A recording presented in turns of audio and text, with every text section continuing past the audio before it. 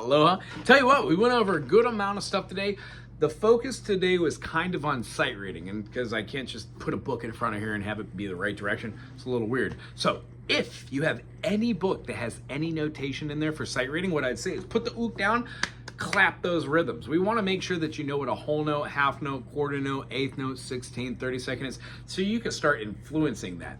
The only thing I really want you to see here is how to do that island style for the pop and the drop. If we're playing in the key of C major as a bar chord, we would use the A major shape, and then we would move that up to the 3rd fret. Pop, drop, pop, drop, pop, drop, pop, drop. Keep going on these, and then every 4th one, do like a little 8th note. This really gives you the island sound. You can even do faster turns. Da-da.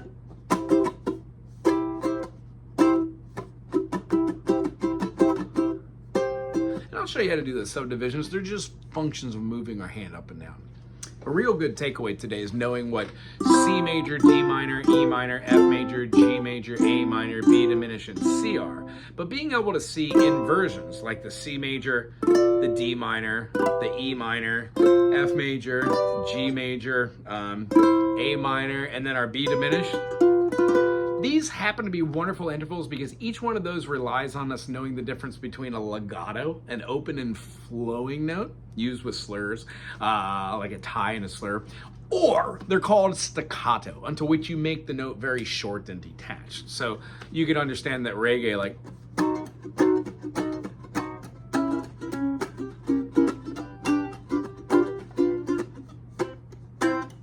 wants to be short and detached. So we probably wouldn't use the C that's open.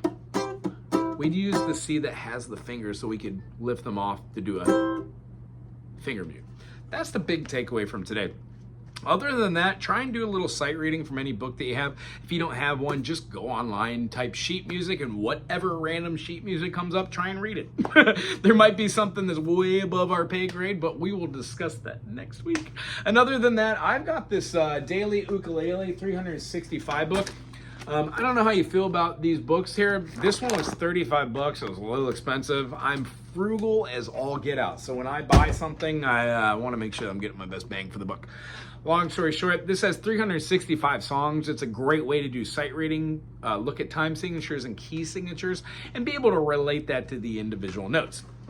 And then lastly, what I want to do is just add a little nugget to here.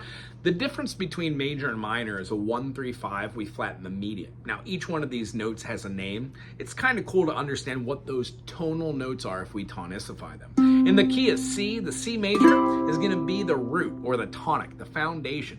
Tonic is what we call it, T-O-N-I-C. Our subtonic, the note right next to it, is a D for D minor. The note or the chord that holds the tension and lets us know whether the chord itself is major or minor is called the median.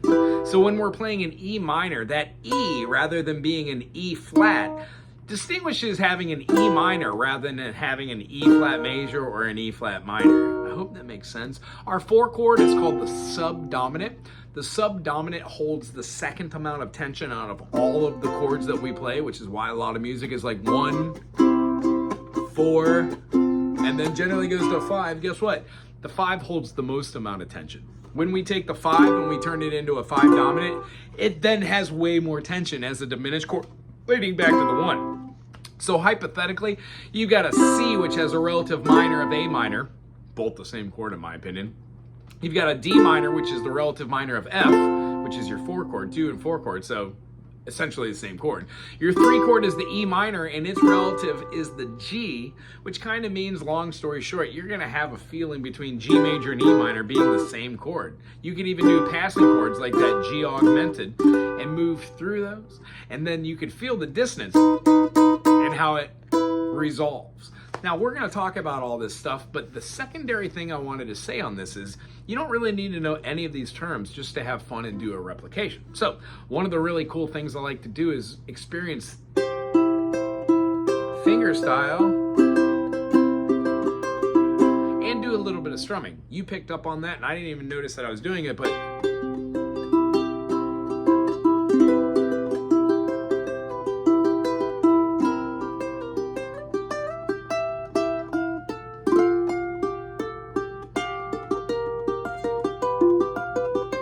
can move around and play the chords you know, and if you go slow enough,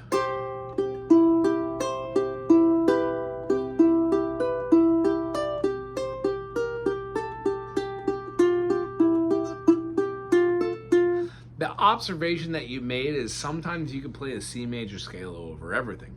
You just have to be mindful if there's a B flat and if you're playing in the key of F, because even though you're playing C all day long and C might be near a D minor, F major has a D minor and a C. It just doesn't have a B natural or a B minor. It has a B flat. So the 4 chord changes every other note.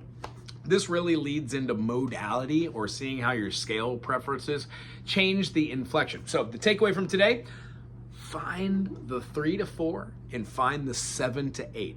See where your resolution half notes are in each scale. And when we work on these, you will find that that's probably where the fun of noodling is. So if you're doing like, the last thing we ended up on was like a B major 7 and an A minor. Thanks for sending that to me. I'm gonna listen to it on the way home as well.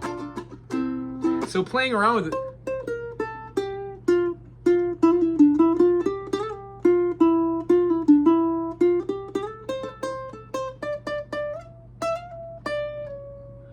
That note, no bueno. How do you make it work? That's really the joy of music.